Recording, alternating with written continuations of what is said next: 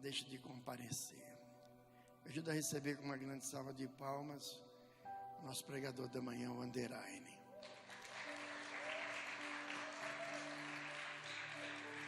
Estenda suas mãos para cá. Pai, obrigado pela vida do teu filho. Ele é um homem que tem um chamado especial, tem uma família linda, tem um ministério profuso. Nós oramos por ele, para que o seu futuro se revele ainda nesse tempo. Pedimos que a tua graça o abrace e a autoridade se detenha nele, que ele tenha uma palavra do seu trono para as nossas vidas nessa manhã, a palavra rema aos nossos corações. Nós te pedimos em nome de Jesus. Bom dia, comunidade das nações. Já deu bom dia para o seu irmão que está do seu lado aí? Dá um sorriso para ele mesmo de máscara aí. Oh, aleluia. Meus irmãos, só tem uma vantagem que eu vejo nessa máscara. É que eu posso chorar à vontade, fazer careta e ninguém vai ver minha boca igual um doido, né? Eu estava vendo umas fotos iniciais, assim que eu cheguei aqui na CN, né? E os fotógrafos aí, parece aqueles paparazzi, né? De vez em quando tirando as fotos, eu com a boca assim, chorando. Então a máscara, ela ajuda nesse sentido, né? Bote a mão no seu coração por um instante nesta manhã, porque eu creio que Deus tem algo para ministrar sobre a sua semana, sobre a sua vida.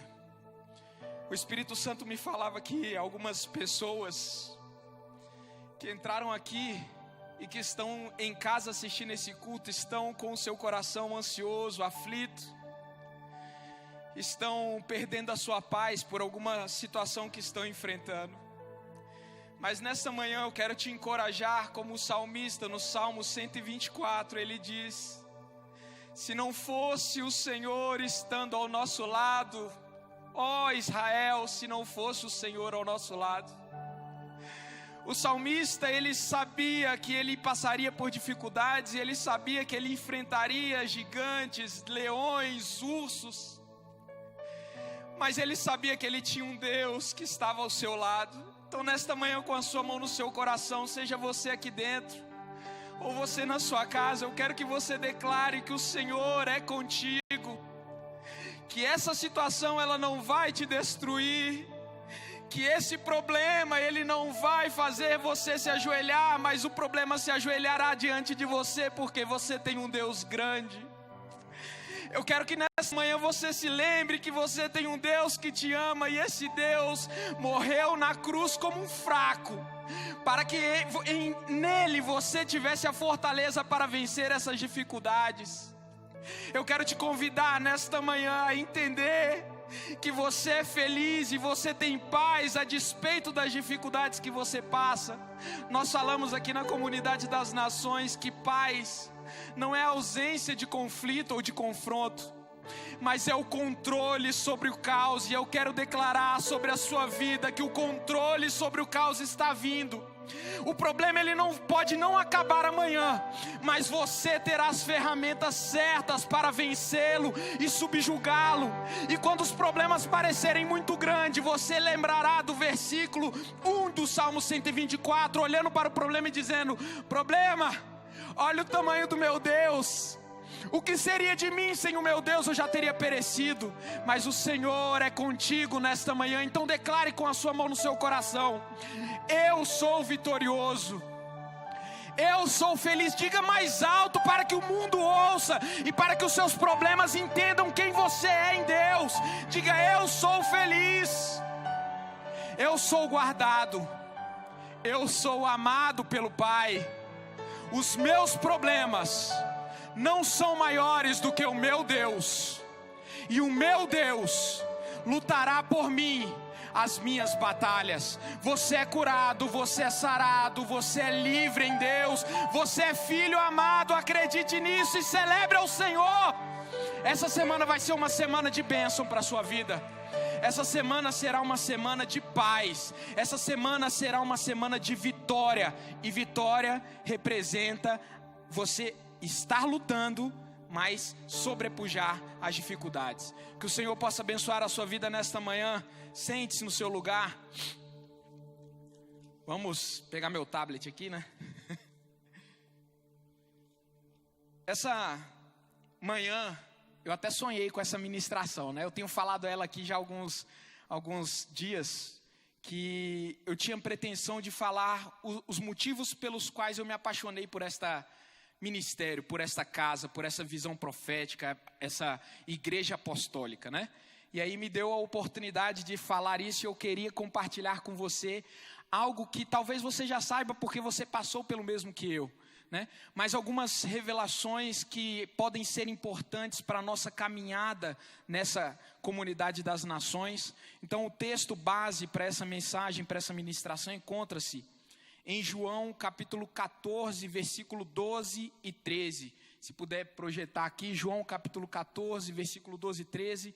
Essa versão aqui que eu vou ler é da Nova Versão Transformadora. Mas enfim, você na sua casa ouça, né? Aí, tá aí. Essa aqui é justamente a mesma versão que eu uso. O Senhor Jesus, ele diz para os seus discípulos em João 14, 12: eu lhes digo a verdade, quem crê em mim fará as mesmas obras que tenho realizado. E olha só que interessante, ele diz, e até maiores, pois eu vou para o Pai. E o 13: vocês podem pedir qualquer coisa em meu nome, e eu farei, para que o Filho glorifique o Pai. Sim, ele faz um pedido para a gente, né? Peçam qualquer coisa em meu nome, e eu o farei. O Senhor Jesus, nesse texto, ele estava respondendo a um questionamento de Filipe, quando Filipe, ele disse, Senhor, mostra-nos o Pai, nos versículos anteriores. E aí Filipe, ele se espanta, né? Jesus se espanta com a pergunta de Filipe e fala, Filipe, você anda comigo há tanto tempo, mas você não sabe ainda que eu e o Pai somos um? Quem olha para mim, quem olha para Jesus, meus amados, quem olha para as obras, para aquilo que Jesus fez, realizou, para aquilo que Ele falou, consegue visualizar a imagem e semelhança do Pai. E nesta manhã, o Senhor Jesus, no versículo 12, perto da ceia, perto da sua paixão, perto de se entregar por amor a você e a mim, Ele fala, quem crê em mim fará as mesmas obras que tenho realizado e até maiores. Levanta sua mão quem crê que Jesus é o Filho de Deus, descido do céu, prometido desde o Antigo Testamento, para vir salvar a humanidade, amém. Você crê em Deus, você crê em Jesus, isso implica que dentro de você existe a fé necessária para a realização de grandes obras em Deus, de grandes realizações, de grandes feitos. Ei, meu amado, se o Senhor Jesus que você diz que crê, Ele diz que você realizará grandes obras, porque você ainda está parado diante de um pequeno problema na sua vida? Chuta esse problema e mostra para Ele o tamanho do seu Deus, mostra para Ele a sua fé, como diz Efésios 6, tomando o escudo da fé, para que podeis resistir a todo dardo inflamado do maligno. Você acabou de proclamar, levantando a sua mão, que você crê em Jesus Cristo, esse Jesus que é o Filho prometido de Deus, para a remissão dos nossos pecados, para nos levar para o céu. Sim, Ele veio para isso. Mas Ele não veio apenas para isso. Isaías 53 diz que sobre si Ele levou as nossas dores, as nossas enfermidades, e sobre as suas pisaduras nós somos sarados. Você nesta manhã pode se considerar em Cristo Jesus alguém que é sarado, alguém que é curado. Sabe por quê?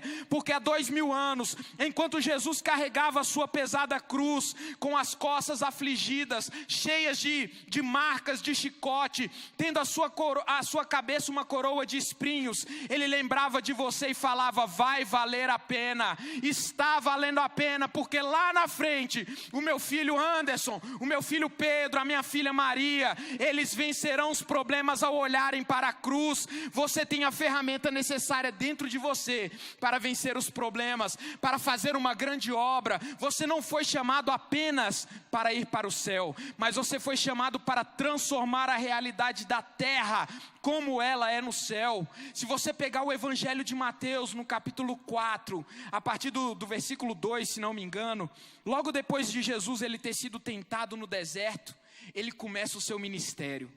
E a Bíblia vai nos dizer em Mateus capítulo 4, versículo acho que é 8, né, se não me engano, que a mensagem inicial de Jesus, logo depois de ter vencido, obrigado por ter abaixado aí, eu não sei se está muito alto, né, se eu falo alto, enfim, obrigado aí por fazer essa moderação, senão os irmãos nunca mais voltam para me ouvir. Mas quando Jesus ele começa o seu ministério, depois da aprovação, depois de passar 40 dias no deserto, se preparando para o ministério, ele começa pregando às multidões e falando: metanoia, pois é chegado o reino de Deus. Ou seja, arrependa-se, pois é chegado o reino de Deus. Jesus ele pregava para o povo judeu, que já era o povo da promessa, mas ainda assim aquele povo precisava de uma nova visão. Eles precisavam de uma virada na sua vida. Eles precisavam de uma mudança de mentalidade que havia sido trabalhada neles de forma errada desde o Velho Testamento. E não foi porque a lei era ruim, a gente sabe disso, mas porque os sofismas, porque o mundo, o inimigo, ele tenta nos colocar e nos tirar do foco, e Jesus ele vem para nos dizer: mude a sua mentalidade. Esta manhã, a nossa vida está marcada por uma necessidade de mudança de mentalidade, de uma renovação de esperança em Deus, porque nós sabemos que é chegado o reino de Deus, não está chegando ou não vai chegar. Jesus ele pregava e João Batista ele pregava também em Mateus capítulo 2 falando: arrependam-se, pois é chegado o reino de Deus. Ei, meu amado, você não mora apenas no Brasil, você não vive apenas no planeta Terra, você neste momento está alinhado. Quando você crê em Jesus Cristo e no seu poder e na sua obra, você está vivendo ao mesmo tempo neste plano terreno, mas você também está vivendo no reino dos céus. O reino dos céus é chegado, você é membro desse reino, você tem autoridade nesse reino, você tem autonomia, e nesse reino você é visto como príncipe, princesa, sacerdócio real, porque Jesus ele diz em João capítulo 14, versículo 12: quem crê em mim fará as mesmas obras que tenho realizado. E nesta manhã eu quero falar sobre algumas obras que esta igreja tem realizado, e não é porque o templo realiza, não é porque essa câmera que está filmando realiza, não é porque essa escada ou esse microfone. Sabe quem é a igreja? É você. É você que faz com que a engrenagem do reino dos céus ela se movimente. Você é que atrai a presença de Deus. É você, através das suas ações e do seu propósito e da sua vida em Cristo, que faz com que a realidade dos céus elas cheguem à terra e elas alcancem a sua vida amorosa, o seu relacionamento com a sua esposa, o seu relacionamento com os seus filhos. É a sua vida, é a sua conexão com esse reino espiritual, metafísico, mais do que metafísico, do que como o pastor diz, que atrai o favor de Deus, para que você possa viver o reino de Deus, não apenas dentro do templo, mas que você viva a realidade do reino dos céus, na sua casa, no seu trabalho, na sua faculdade. Quantos universitários nós temos aqui, meus amados? Levante a mão aí quem está fazendo faculdade. Aleluia, Deus tem uma palavra forte para você. Nós vivemos muitos anos sendo doutrinados por uma sistematização, né, ideológica, perniciosa, sobre aquilo que é o certo, aquilo que nós devemos fazer. E as escolas, o monte da educação, ele foi sempre dominado por essa ideologia nefasta. Mas nesta manhã Deus me mostra que Ele está levantando universitários cheios do poder e da presença de Deus. Deus está levantando universitários que não se amoldam ao sistema educacional falido e contrário à palavra de Deus, mas que você, no seu local de trabalho, na sua faculdade, no seu universo estudantil, você será transformador de realidades. Enquanto os professores estiverem falando impropérios sobre o que deve ser feito, sobre as verdades, você mostrará através do reino dos céus que está em você, a realidade do reino dos céus e a verdade. E conhecereis a verdade, e a verdade vos libertará. Ei, universitário, você sendo servo do Senhor, filho de Deus, você tem uma voz ativa no seu local de estudos, para influenciar os seus colegas, para que eles não sejam levados a esse sistema nefasto do comunismo, do marxismo, que tentam destruir os valores e as bases da família. Quantos pais de famílias nós temos aqui? Homens que têm o sacerdócio dentro do seu lar. Eu tenho uma palavra para você também. Durante muitos anos, nas igrejas nós ouvimos que a função de orar é da irmãzinha do coque. Já ouviu falar da irmãzinha da oração? A irmãzinha da oração, ela é o sustentáculo da igreja. Quantos já ouviram isso? Ah, não, a irmãzinha da igreja, vamos para o círculo de oração, e a gente só via mulheres. Ei, meus amados, o reino dos céus, ele implica uma mudança de mentalidade. Sabe o que isso significa? Que vocês homens, vocês pais de família, vocês profissionais, vocês que são casados, vocês estão sendo chamados pelo Senhor para viver uma vida diferente com Cristo. O sacerdócio foi dado para você.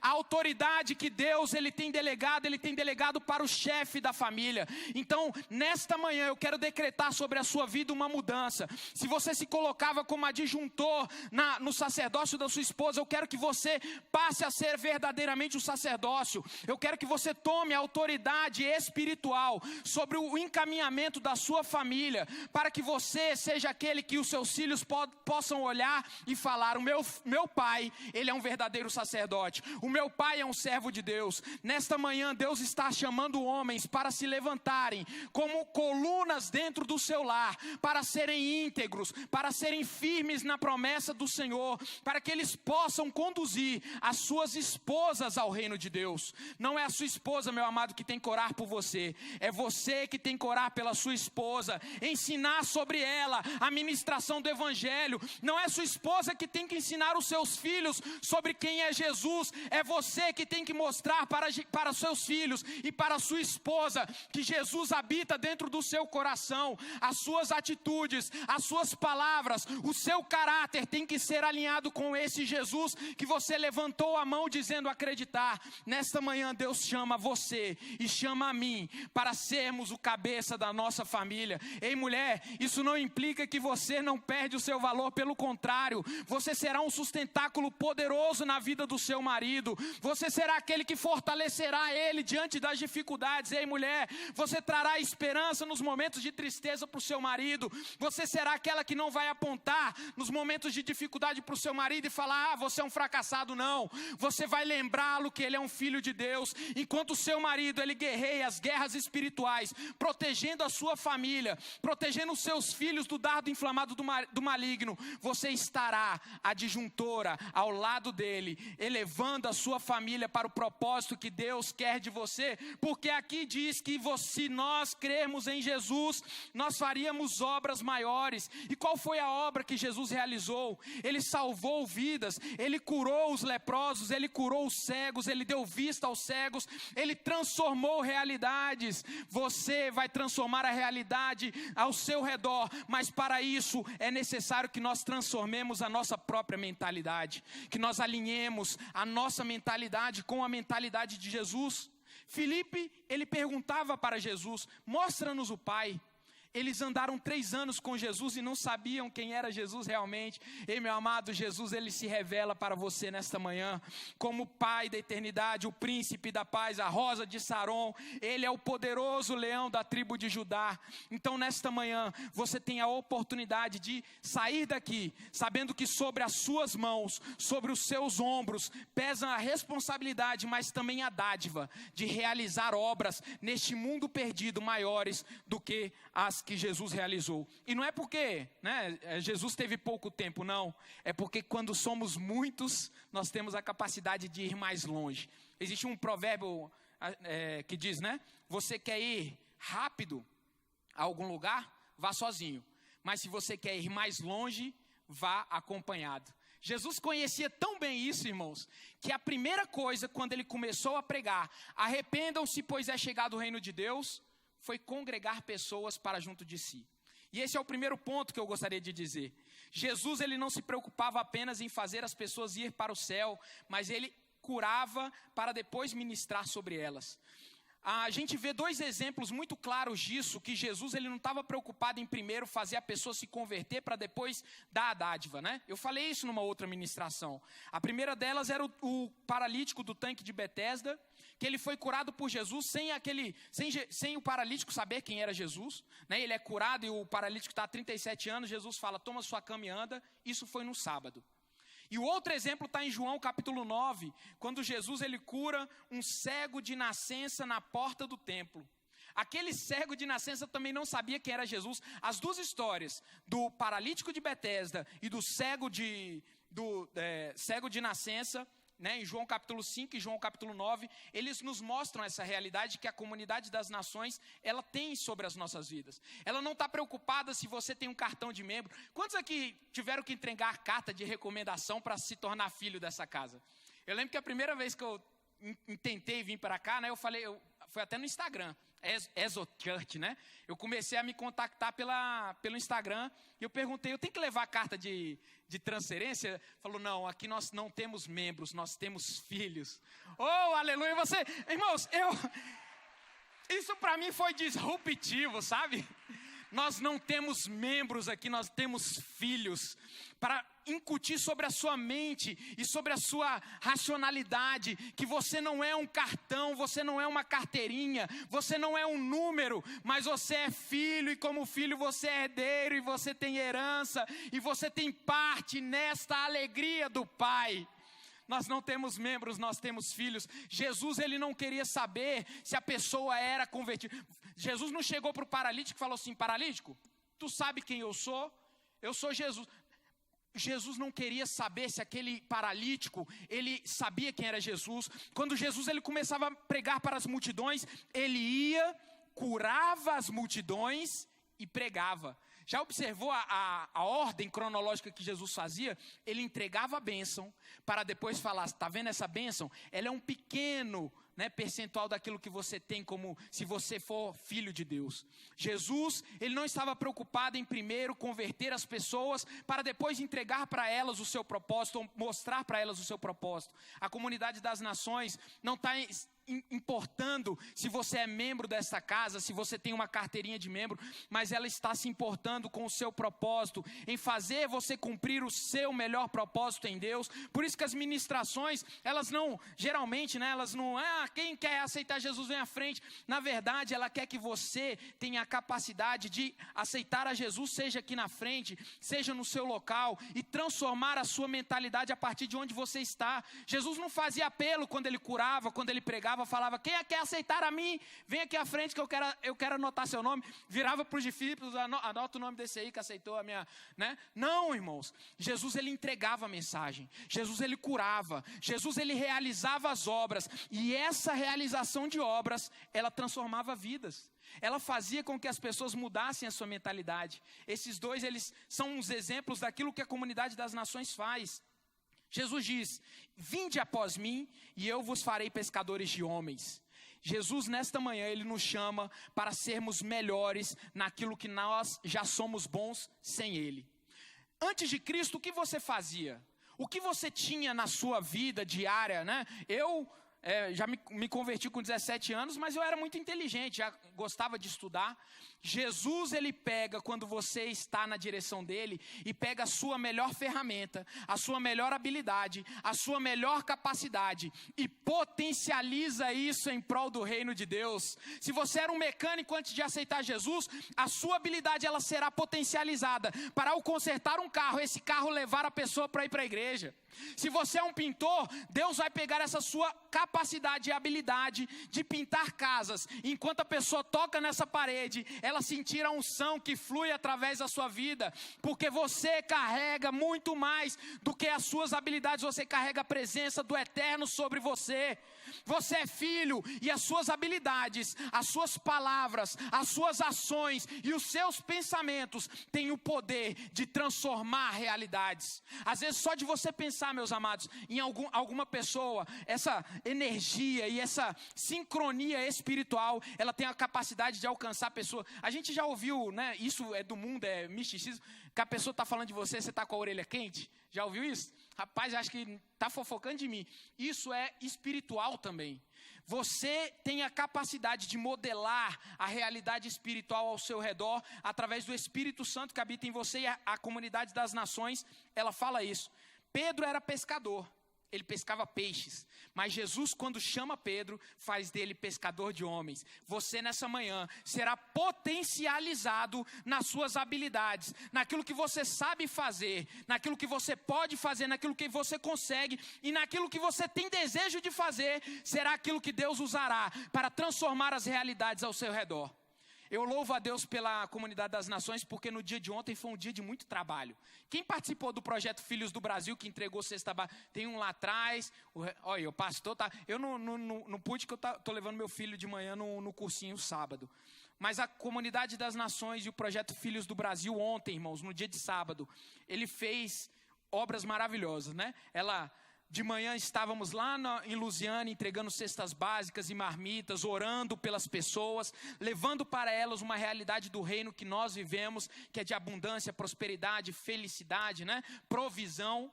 E aí logo depois desse evento nós tivemos aqui o Mesa Aposta, o workshop Mesa Aposta. Quem estava aqui no workshop Mesa Aposta? A pastora está em todos, né? É suspeita de falar, mas estava em todos. E eu queria uma salva de palmas para essa iniciativa. Aplauda esse projeto workshop, né? Mesa Aposta. Porque isso é o que a comunidade das nações faz de nós. Ela pega as nossas melhores capacidades. Foi a Cris Coelho, não é isso? Que estava à frente. Ela faz isso com a gente. Ela pega nossos melhores recursos e eleva as pessoas para um novo patamar. Aqui nessa igreja, meus amados, eu já vi o workshop de mesa aposta, de artesanato, de empreendedorismo, né? De finanças, de trader. Isso é legal, isso é maravilhoso na comunidade das nações. Ela não está preocupada em diferenciar o que é secular e o sagrado. Já ouviram isso? Não, irmãos, a gente tem que preocupar com o que é espiritual. Isso é secular, meus amados. A comunidade das nações tem a capacidade de nos mostrar que o seu relacionamento com o seu filho, ele é espiritual. Tem a capacidade de nos mostrar que o fato de você estar fazendo um serviço mecânico, ou pintando uma casa, ou consertando uma piscina, fazendo um serviço hidráulico, tocando, né, você que é músico, tocando em algum show, seja o que for você estiver fazendo, se você é filho, você é espiritual, e as suas obras, as suas ações também são espirituais. Quando você começa a enxergar isso, irmãos, você começa a ver que o tempo que você tem de lazer é um tempo espiritual com a sua esposa, e é necessário. Quando você entende que tudo que nós fazemos, irmãos, tem uma consequência espiritual, nós entendemos que quando nós estamos no nosso local de trabalho, honrando o nosso chefe, que muitas vezes é chato com a gente, pega o nosso pé, mas nós não abrimos a boca para falar mal dele, nós estamos honrando o reino dos céus, porque nós dizemos: é chegado o reino dos céus, e o reino dos céus é justiça, paz e alegria. Então você se amolda à realidade dos céus nessa realidade da terra. Você faz aquilo que você tem que fazer no seu dia a dia, sabendo que aquilo não é secular. Isso é tão espiritual como estar aqui nesta manhã. A comunidade das nações, ela é importante para mim por causa do discipulado, incluindo Connect, Café da Manhã, né, que eu acho o máximo, Academia das Nações, né, que o pastor já falou, os grupos de comunhão e o discipulado em si. São ferramentas poderosas que o Senhor Jesus também usava. A primeira coisa que ele fez quando ele começou a pregar foi chamar a galerinha dele, né? O pequeno petit gâteau, e falou: galera, agora aqui é fechamento total. Vocês vão aprender de mim e vocês vão transmitir para os outros, como ele diz, farão as mesmas obras que eu. Quantos aqui são discípulos de Jesus? Ouvem as palavras dele e procuram empregar isso na sua vida? Ei, meu amado, tudo que nós conhecemos, tudo que eu e você conhecemos sobre Jesus, nós conhecemos através de Jesus. Jesus apareceu para você, Jean, e falou assim: eu sou Jesus, eu fiz isso e isso. Foi assim que você aprendeu? Foi assim, Tiago? Jesus apareceu para você e falou: Tiago, eu sou Jesus, né? Apareceu numa luz assim? Não. Quando você conheceu Jesus, você conheceu através de alguém, ou lendo a palavra de Deus. E a palavra não foi escrita por Jesus, não foi um autógrafo. Jesus não foi lá e escreveu: eu sou Jesus, eu fiz isso, isso e isso. Tudo que nós conhecemos, tudo que nós sabemos a respeito de Jesus foi através de outras pessoas, foi através dos discípulos. E você é um discípulo de Jesus, você carrega a presença, você carrega a manifestação espiritual de Jesus para fazer com que outros, olhando para a sua vida, olhando para as suas ações, porque Jesus era carpinteiro, irmãos, a Bíblia diz isso, e eu tenho certeza que enquanto ele fazia uma cadeira, irmãos, as pessoas que olhavam Jesus fazendo aquela cadeira falavam, nossa, existe algo diferente na vida dele. Jesus às vezes calado, trabalhando, as pessoas olhavam para ele e falavam, a presença do Pai está nele. A comunidade das nações nos impulsiona isso através do discipulado. É um alinhamento espiritual. E por isso também eu amo essa comunidade, porque ela segue o exemplo de Jesus. Se você ainda não está sendo discipulado nesta igreja, procure as lideranças, fala, olha, eu quero ser discipulado, porque o discipulado é o momento que nós temos para integrar, né, para ver que você não está sozinho, que você não precisa lutar sozinho. É o momento em que nós dividimos angústias, frustrações, mas também nós fortalecemos o nosso espírito através dos testemunhos, como o Calixto falou. O terceiro motivo é sobre que eu aprendi a amar a comunidade das nações, é quando a gente fala sobre ofertas, sobre prosperidade e abundância. De onde eu vim, irmãos, falar sobre prosperidade era quase um tabu, era quase um grande pecado falar sobre prosperidade. Sabe por quê? Porque a igreja ela se permitiu fechar a sua boca diante dos erros dos outros. E a comunidade das nações, seguindo o exemplo de Jesus, ela não deixava de falar as verdades por causa dos erros. Pelo contrário, quanto mais os errados faziam os erros, mais Jesus falava sobre a verdade. E sabe qual é a verdade do reino para nós, irmãos? Jesus, ele em suas parábolas comparava o reino como um homem que encontrou um grande tesouro, como uma mulher que achou o seu dinheiro perdido, né? Ele falava sobre as bem-aventuranças em Mateus capítulo 5, bem-aventurados porque vocês serão consolados, porque vocês terão riquezas. E em Marcos capítulo 10, versículo 30, os discípulos perguntaram para Jesus, Jesus, beleza, nós largamos tudo, largamos família, largamos amigos, tudo por amor a ti, o que será de nós, né? Jesus vira para eles e fala, vocês que abandonaram tudo por mim, receberão muito mais ainda nesta vida, receberão 100 vezes mais casas, irmãos, irmãs, mães, filhos, terras e também perseguições. Como ele diz, no mundo tereis aflições, mas tem de bom ânimo. E no futuro receberá a vida eterna. Observaram, irmãos, que o objetivo de Jesus não era apenas nos dar a vida eterna. Ele poderia ter dito para você, olha, você que abandonou tudo por mim, você tem o céu garantido. Olha o que Jesus fala tudo antes de nos garantir o céu. Ele fala que você terá 100 vezes mais. Isso fala sobre o caráter próspero e abundante e maravilhoso de Jesus. E eu amo a comunidade das nações porque ela não tem medo de falar que você foi chamado para a prosperidade. Você foi chamado para ser abençoado. Porque quando você é abençoado através do reconhecimento das verdades do reino, você se torna também um abençoador. A comunidade das nações, ela fala com certeza a respeito disso. O quarto é sobre a ceia. Isso eu discuti no tempo passado, né? Jesus disse, estava ansioso para comer a refeição da Páscoa com vocês antes do meu sofrimento. A Páscoa, a ceia, melhor dizendo, irmãos, é um estímulo aqui na comunidade das nações a participar em concordância com 1 Coríntios 11, 27. Antes eu tinha o receio de tomar a ceia e ser fulminado, né? Alguém já passou por isso? Porque a gente diz, olha, se você, né, tomar indignamente, você será condenado. E aí a gente observava isso e eu falava, caramba, é melhor não tomar ceia, né? Porque eu falei mal do irmão, briguei com a esposa, eu não vou para a ceia. E o que eu amo na comunidade das nações é essa realidade. Você é estimulado a participar em concordância com 1 Coríntios 11. Olha só o que diz. Portanto, qualquer que comer este pão e beber este cálice indignamente, será culpado do corpo e do sangue do Senhor. É nesse versículo que muitos se apoiam nisso, né? E impõem o medo, impõem a responsabilidade, a culpa, o julgamento, o olhar, a cobrança. Olha, eu vi você fazendo aquilo ontem e hoje você está aqui tomando ceia. Meus amados, esse versículo ele não serve para impor julgo sobre nós. Ele diz que se você não entende a realidade espiritual da ceia, ou se você toma reconhecendo o seu pecado, você é considerado indigno. Mas olha só o que diz o versículo seguinte, e essa é a virada de chave.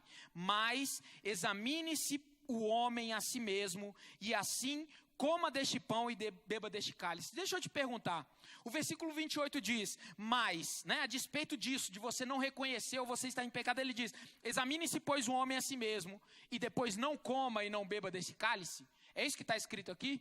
Não, a Bíblia nos diz que para nós fazermos o exame, nós devemos comer. Sabe o que isso nos estimula, meus amados? A comunhão.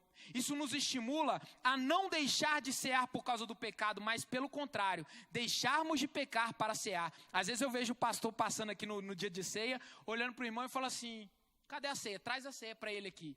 Ele não aponta o dedo para você falando, por que você não pegou? Ele te estimula, e a comunidade das nações, ela faz isso. Ela te estimula a entender o processo, e estimula você a entender o propósito, e estimula você a entender o caráter espiritual da ceia, que nos purifica, que nos traz uma nova vida em Cristo, que nos traz uma renovação, e não é visto como um jugo, é visto como uma dádiva. Por isso que o pastor fala que por ele teríamos ceia todo dia. O quinto ponto, já estou terminando, estou caminhando para o fim, Agora é o momento que vocês falam, mas tem gente dormindo ali, acorda, irmão, O quinto ponto é sobre a vigília e batismo. Eu nunca tive a oportunidade de participar ainda do batismo na comunidade. Mas eu ontem, irmãos, na vigília, o pastor falou que passou muito rápido. Tá certo também, ele passou 1 hora aqui ajoelhado enquanto a gente estava adorando, E gritando, ele é pastor, aí passa rápido mesmo. Mas, meus amados, a vigília é um momento descontraído, e esse é um ambiente que nós temos na comunidade das nações muito propício, É adoração. Enquanto você adora, você se conecta com a sua melhor versão, e você se conecta com o Espírito Santo. E enquanto você vai adorando, e o louvor ele vai acontecendo, você vai orando em línguas, você vai se conectando e as coisas vão fluindo. É diferente daquela vigília tradicional que a gente dobra o joelho e até baba no banco, que a gente fica dorme. Meus amados, isso é a comunidade das nações, é uma força ativa, é uma força viva, Eu costumo comparar a realidade eclesiástica que eu vivia e isso é um pouco da sistemática congregacional, da sistemática apostólica que a comunidade das nações vive. Eu costumava comparar como o evangelismo nessas outras realidades que eu vivia, como uma gaiola, em que o evangelismo ele é uma sementinha colocada para atrair o passarinho, e quando o passarinho ele é atraído por aquela sementinha, ele é colocado numa gaiola e ele fica dentro daquela gaiolinha, sendo cuidado, guardado, alimentado, zelado, vigiado, E eu via isso muito na minha vida, eu me sentia quase num Big Brother. E o que eu aprendi na comunidade das nações, nessa visão apostólica, irmãos, é que ela funciona como um vulcão. Diferente de atrair você e colocar você dentro de uma caixinha para te guardar, a comunidade das nações, assim como Jesus, ela estimula você a ser a sua melhor versão, e é como um vulcão em ebulição.